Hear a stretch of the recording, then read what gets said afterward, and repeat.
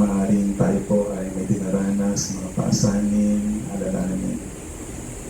Maparat ka kapatid sapagkat dito ka dinala ng ating Panginoon. Marahil ay magtataka kayo bakit si Brother Alex na naman sa ating mga kapatid sa paliparan po. Nagkataon lamang po ito, Sister Lisa, Sister Eunice. At noong nakarang Sabado, sana kami ay may speaker. Kaya lang sabi nila, next Sabat na lang kasi konti ang tao. Ayan po. At kahapon, may nag-message po sa chat group ang sabi, may pulong ba tayo sa pavilion? Dahil sa Madera na lang kami dadalo. Ang sabi ko po naman, ay kailangan meron. Kasi meron nag-prayer request na dapat nandito tayo sa pavilion. Hindi niyo po alam, Sir Lorna, ano po? Dapat wala po ditong pulong sa pavilion. Pero nagkaroon po ng pulong.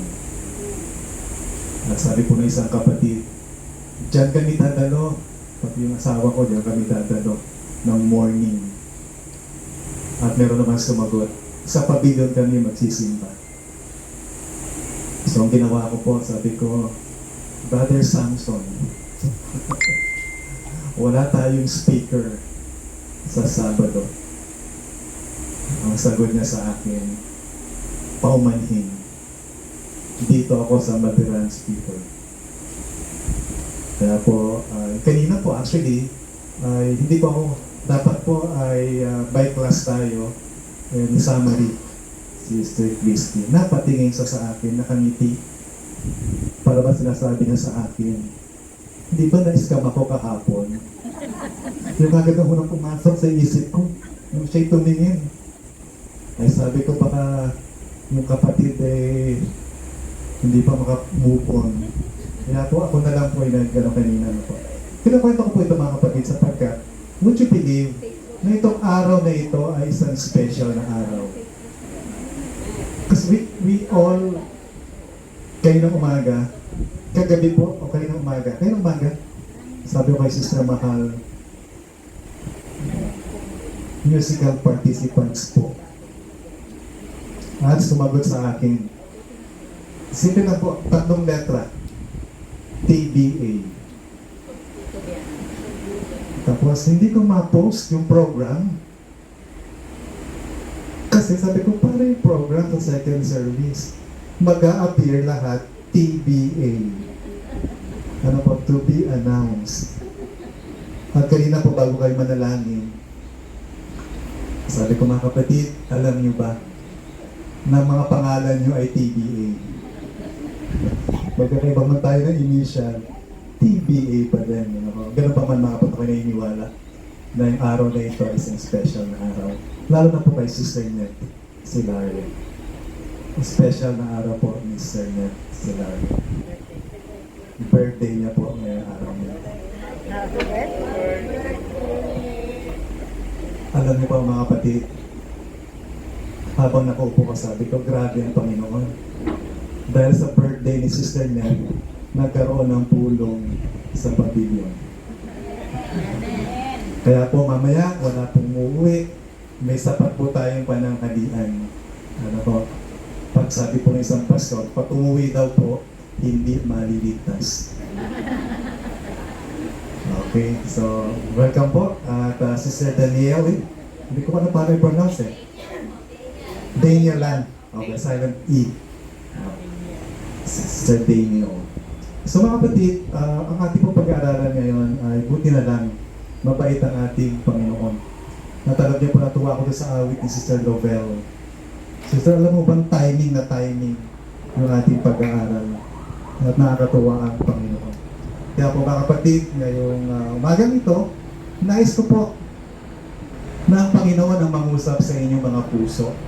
At mangyayari lamang ito kapag sinamahan niyo po ako. Sister Net, may pa-helicopter ka pa? May shower pa talaga ako, blessings. Sabi ko na Kaya susunod na Sabado, andito rin si Sister Net. Okay. So ang ating po pag-aaral mga kapatid ay, alam niyo po itong talata nito. Ang title po ay Fear Not, God is with you. Isang pagninilay-nilay sa talatang ito. May motorcade pa po, ano?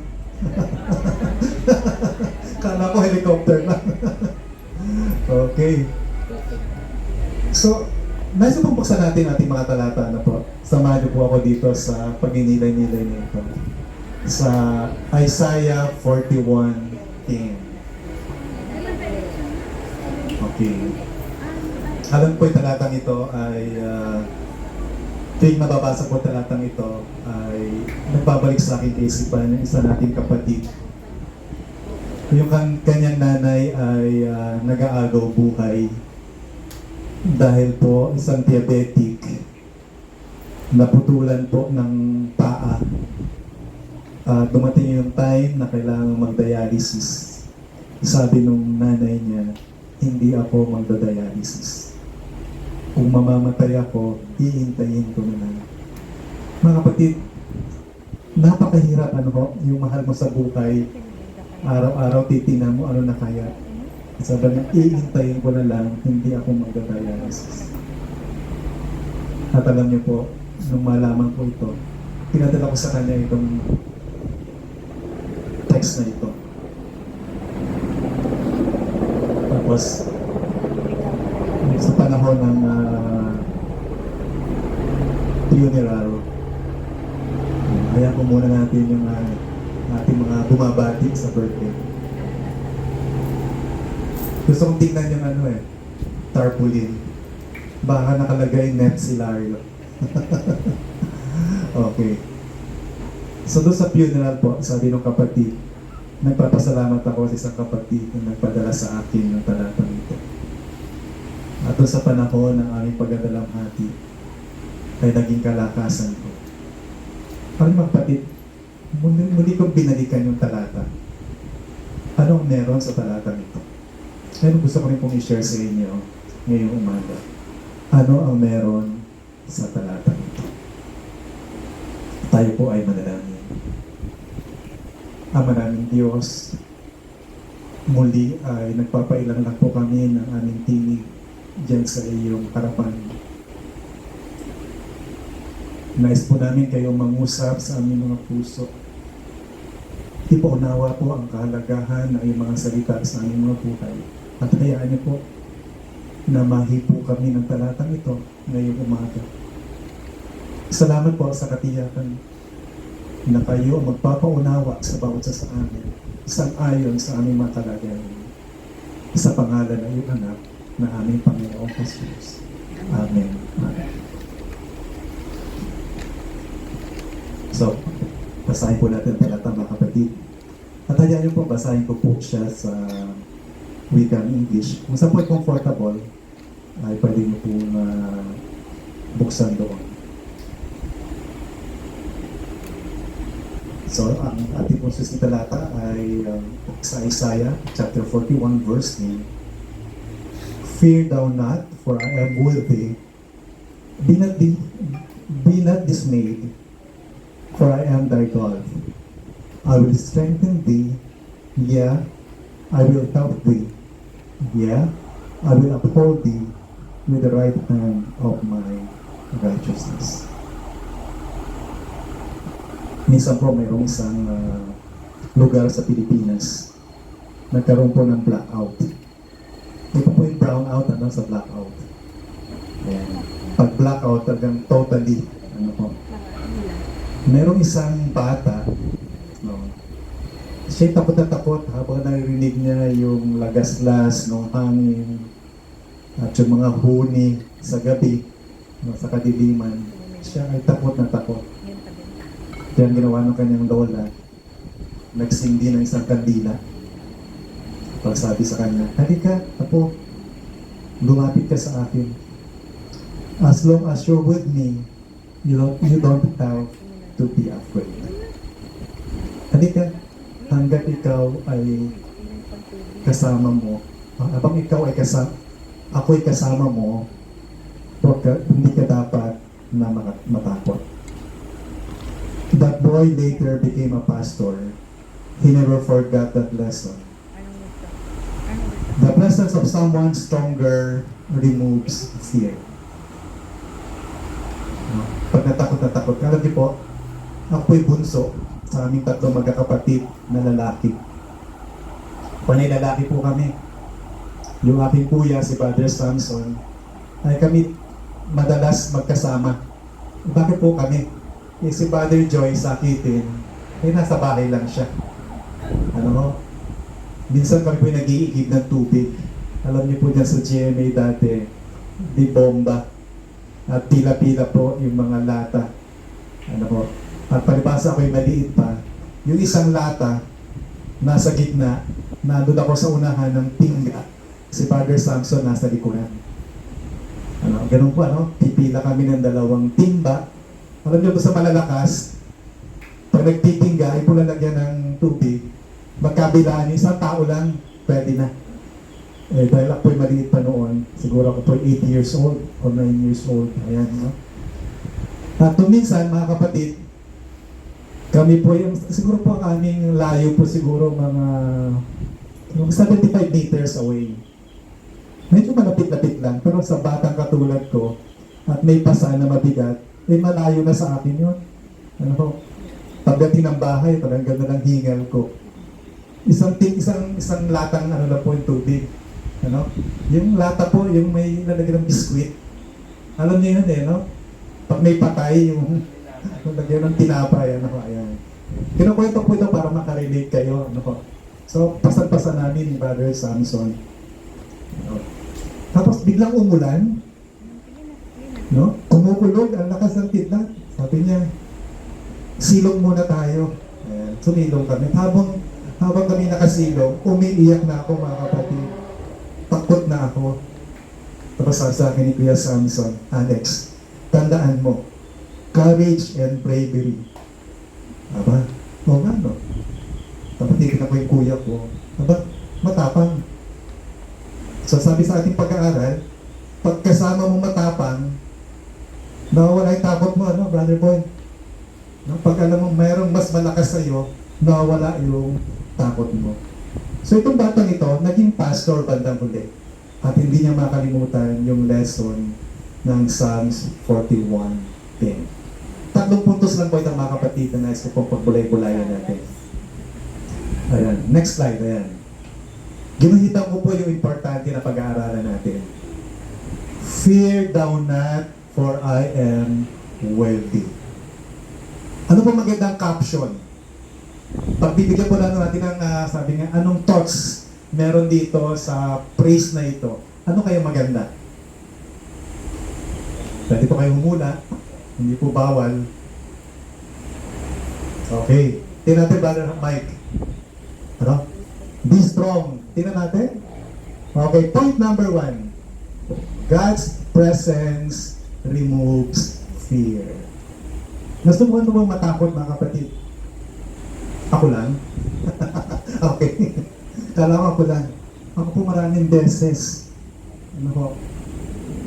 Maraming uri ng pagkatakot. No? Ang madalas natin kinakatakutan, mga kapatid, yung kinabukasan. Alam niyo po ba yan? What will happen tomorrow? At kadalasan, no, yung ating worries, yung ating anxiety, it's because of that thoughts. Okay, tumayan po natin ang sinasabi po dito sa Psalms 23:4. Alam niyo ba yung Psalms 23? The Shepherd's Song. Okay. Sabi po sa, mas maganda po siguro kung Tagalog, ano po. Subukan po natin mga awit 23:4. Ayan. Maganda po yung ating mga banal na kasulatan ay nabubuksan po natin para mangusap ng lubusan sa ating mga puso. Ang sabi po rito, bagamat ako'y lumakad sa libis ng lilim ng kamatayan, wala akong katatakutang kasamaan. Bakit po? Sapagkat ikaw ay kasama ko, ang iyong pamalo at ang iyong tungkod, inaaliw ako na mga ito. Do you have fear this morning? Meron ka bang kinakatakutan? It could be financial. It could be reputational. It could be material. God is saying to you at this very moment, fear not. Huwag kang matakot. May isa pa pong talata, ano po? Yung Matthew 28:20. Alam natin po ito. No? At narito, ako'y kasama ninyo hanggang sa wakas ng panahon. Pero manapos sa talata sa Deuteronomy 31:8. Ang sabi niya, ako'y isa sa iyo, isang kamang pumaroon na andun ako. And, ano po? Okay, mas maganda po basahin po natin, ano po. At tuwa-tuwa po ako sa talata nito. Deuteronomy 31:8.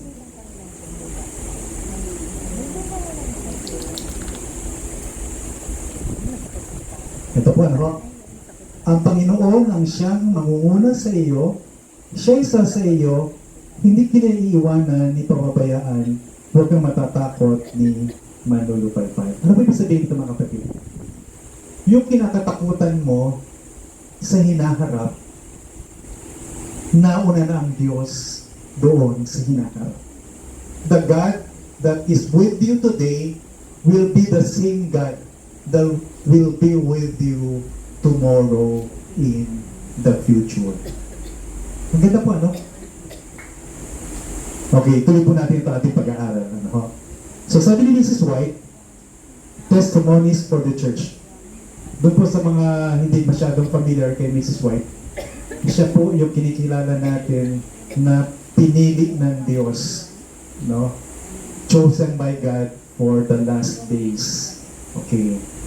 Sabi po, nothing is apparently more helpless, yet really more invincible than the soul that feels its nothingness and relies wholly on the merits of the Savior.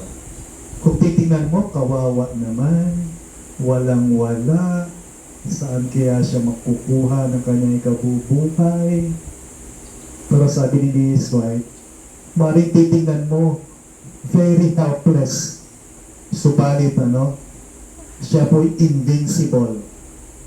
Ano yung sabihin ng invincible? Ano ba sa Tagalog ng invincible? Hindi. Okay. Kasama na rin po yun, ano? Invincible, hindi tinatalaban. Di ba? Invincible, kahit anong gawin mo, hindi tinatalaban. Ano? Sabi ganun, ano po, nakikita mo, tila baga, helpless. Ano ho? Pero, no? But feels its nothingness and relies wholly on the merits of the Savior. Invincible as long as ipinagkakatibala natin ang lubusan sa ating Panginoon ang lahat ng mga bagay. Nasagot niyo na po ba yung mga kapatid? Worry ka ng worry. Paano na ito? Ano mangyayari bukas? Darating na yung ganito. Darating si Judith at saka si Joanne. Joanne nga ba? Jonah. Ano? Si Judith at saka si Jonah. Paano na? Ano mangyayari sa akin? Si Judith. Judith po. Judith at saka Junah. Yung electric bill, Junah. Ano? Yung due date ng loan ko, andyan na. Ayan. Kaya andyan na si Judith at saka si Jonah. Bulong-bulong na yung kaisipan natin, no? Tapos, sasabihin mong bigla, Panginoon, bahala ka na. Ano naramdaman po ninyo pag sabi niyo, Panginoon, bahala ka na? Wala na. No? Ito yung damdamin na kahit tila magtataklog na ang langit at lupa, meron ka pa rin kalakasan kasi nga, ipinagkatiwala mo ng lubusan sa Panginoon. Kung marinig mo, at sinabi sa ng doktor, pasensya na po, 6 months na lang po ang buhay ninyo. Stage 4 na po kayo. Ano pong paramdaman ninyo? Sabi ng mga anak, hindi, Daddy, ilalaban natin yan. Maubos na yung mauubos.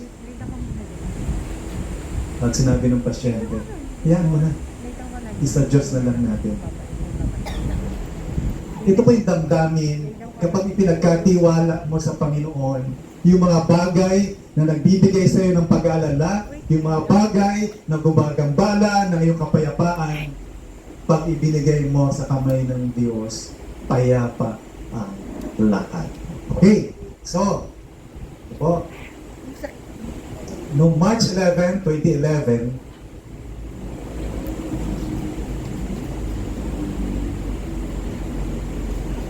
meron pong naganap na tsunami sa Japan. At habang nanalasa ang tsunami po, isang Christian nurse na nagngangalang Noriko ang nanatili sa ospital, sa ilalim ng ospital, kasama ng mga pasyente. At palibhasa, Kristiyano, tinuruan niyang umawit yung mga pasyente. Ang kinalang, at sila nag-awitan, habang nanalasa, habang kasagsagan ng tsunami. At ang sabi dito, though the world was shaking, she said later, I knew God was with me. I wasn't afraid. Alam ko, ang Diyos ay kasama ko, kaya hindi ako natatakot. Sana po may umaga, mga kapatid, ano man ang gumugulo sa inyong mga kaisipan, there is someone more powerful than you. More powerful than anyone else. Sabi nga, siya yung Diyos na hindi kayang lunurin ng pinakamalaking problema na iniisip mo para sa'yo. Okay, point number 2. Ayan, palagay niyo po ang magandang title dito. I will strengthen thee. Sir John, nauna ka siguro, no? Be strong. Sino ba gusto mong mula? Isipin niyo po, ano magandang thoughts kaya meron dito? I will strengthen thee. Sige, Father Mike, next. Point number 2. God's strength sustains us. Kanina, sa inisip ko ngayon, habang pinag-aaralan ko po itong ating sermon na ito, yung kuya ko, may limitasyon din ito eh. Di ba? Sabi, may limitasyon din ito. Kung yung tapang ko, nakabase lang sa tapang niya, at may limitasyon yung tapang niya, ibig sabihin, yung tapang ko, may limitasyon din. Okay, tinan po natin, sabi, point number 2,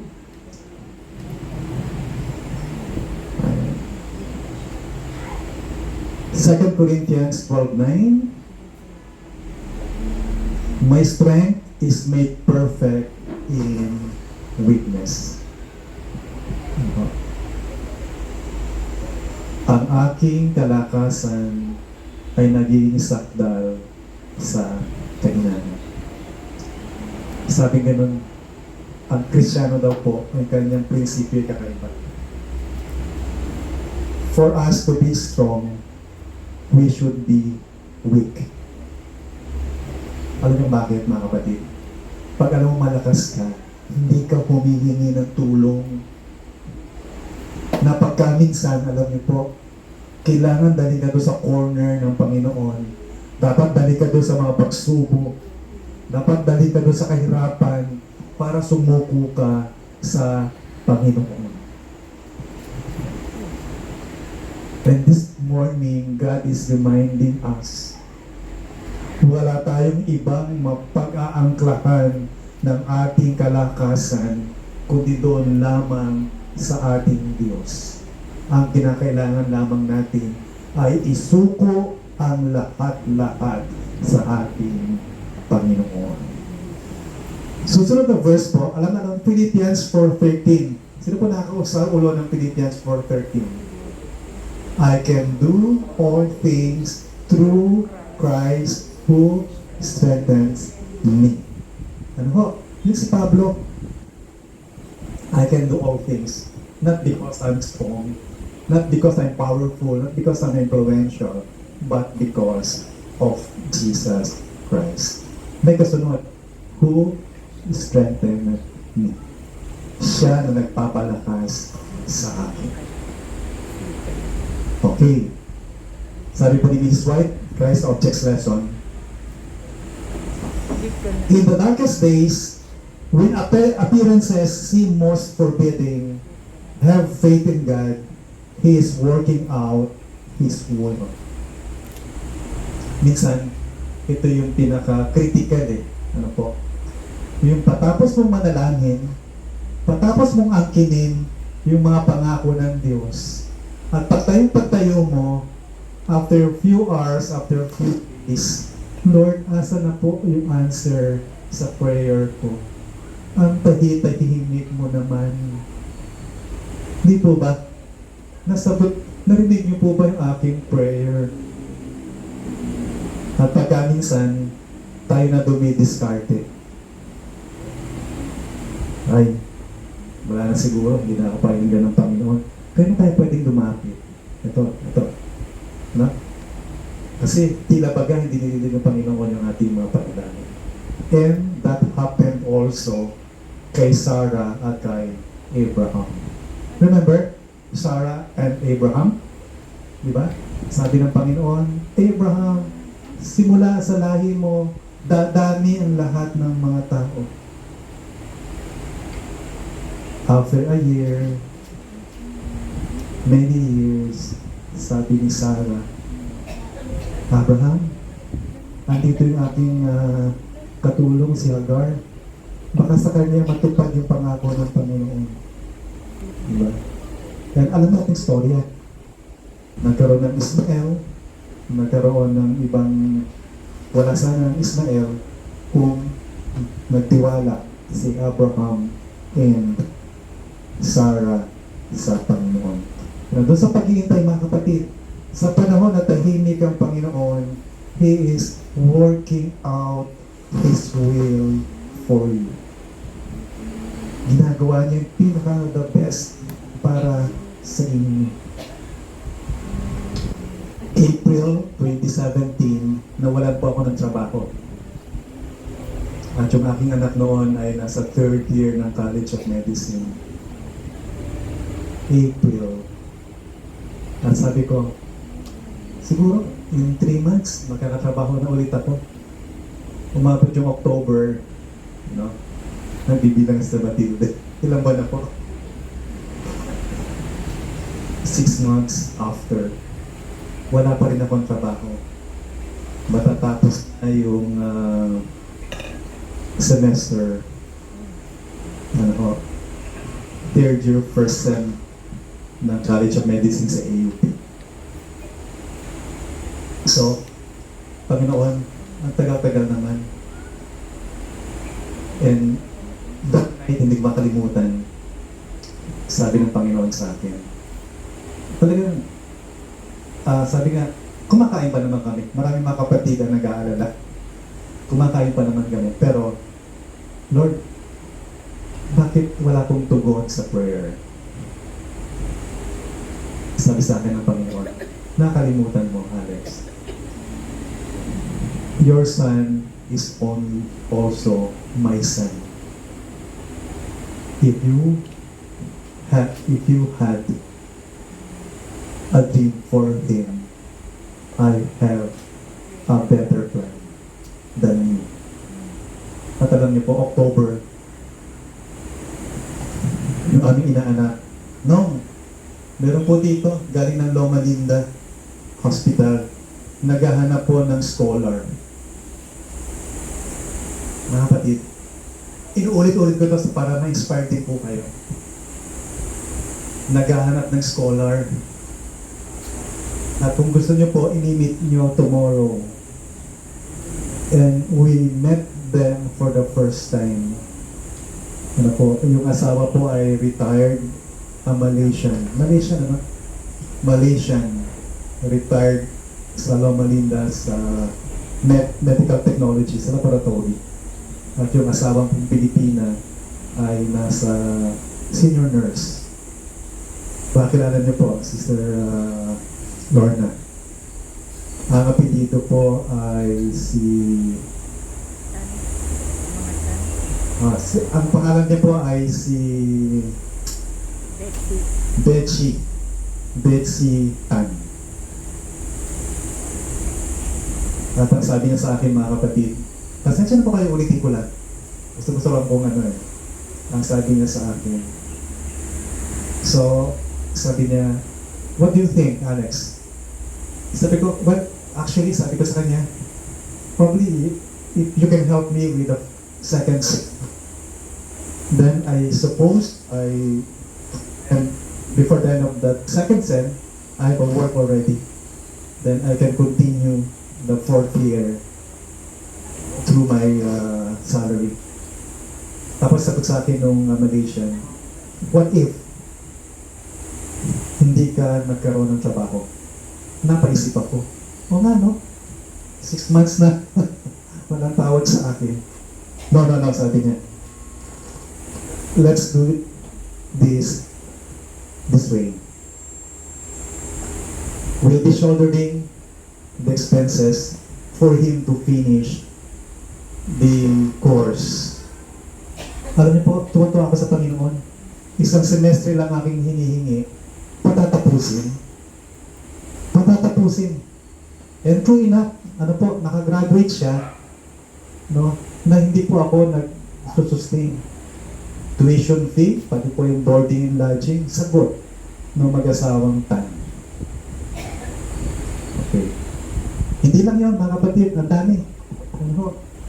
Nung graduation day, sabi niya, how do you want to celebrate the graduation day? Sabi niya, simple lang po. May apat sa labas. No. Kita niyo na po. At hindi pa nagtapos doon. Pati yung PGI niya, postgraduate internship, 1 year, sinagot na rin po.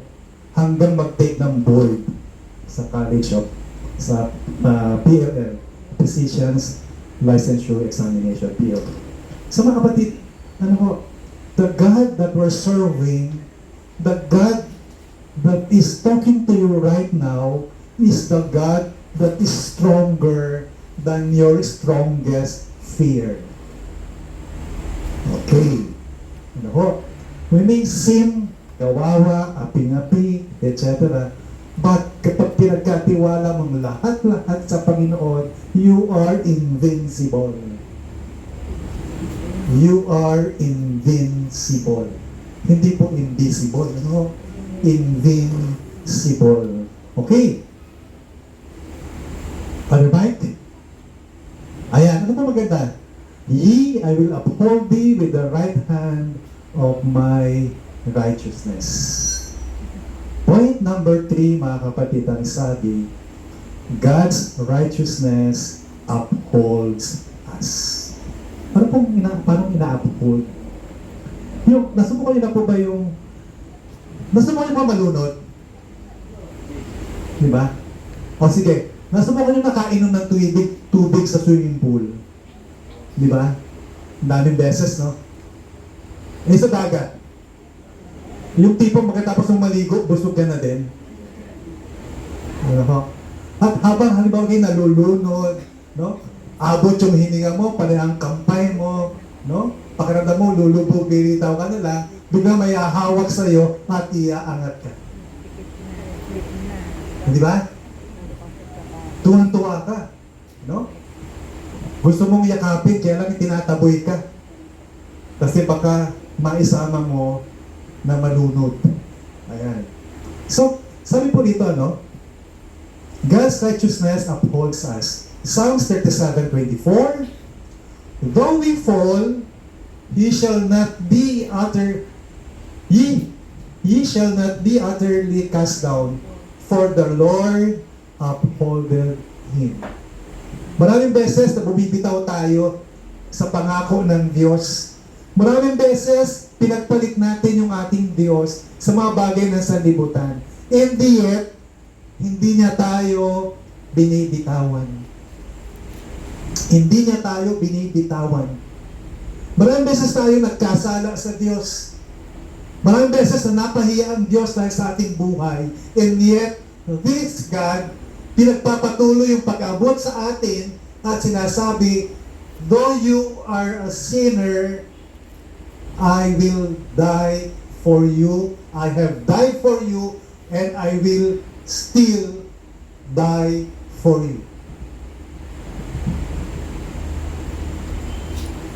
Sa Jude chapter 1 verse 24, now unto him that is able to keep you from falling. Minsan po, mayroong isang lalaki, andun siya sa may tabing dagat. Pinapanood niya yung isang matanda. Ano? Yung matanda ginagawa niya, sinasagip niya yung alakdan. Tapos yung alakdan, pwede naman tusok sa kanya.